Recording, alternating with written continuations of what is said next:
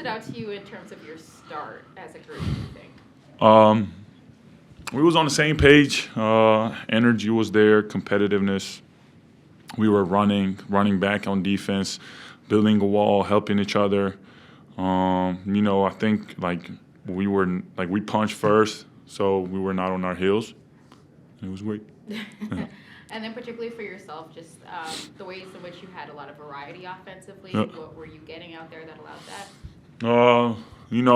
I stretched the floor, so I'm just reading it. If the big is dropping, I'm pop and shoot the shot. If not, I'm gonna go other side and just play pick and roll.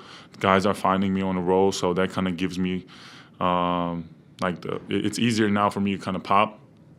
I would say that, and then in transition, just running, making sure like I'm the first one down there, and making sure like I can get easy points. So yeah.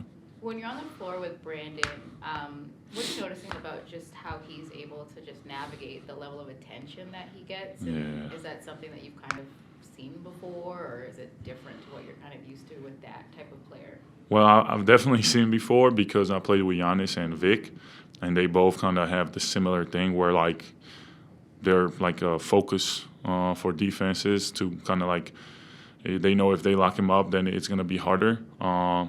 But it's different. Like I've seen a guy who's like dominant going downhill, and you got to build a wall and not let him get to the rim. I've seen a guy who's like, super, super tall, and now you got to kind of have a different scheme. But a guy who can kind of play a mid-range game and knock those mid-range turnarounds, like I feel like I always say it's like you got an artist, you got a construction worker. It's like two different. Like one goes hard. He just like I feel like an artist kind of like has those like pretty buckets, which are really hard, and a lot of teams would say it's low percentage shot, but he's making them, and knock on wood, keep making them. Yeah. And then lastly for me, just on the topic of successive adjustments, coming out of timeouts, you guys are really, really good. When it's plays, inbound plays, you guys are also great. Third quarters, you guys are good. So can you kind of identify what is it about your abilities to adjust so well, or like what those coming out of those little mini breaks, I guess you could call it, allows you guys to find that level of success? I feel like we come together, try to fix whatever the issue is. Coach does a great job kind of bringing us together.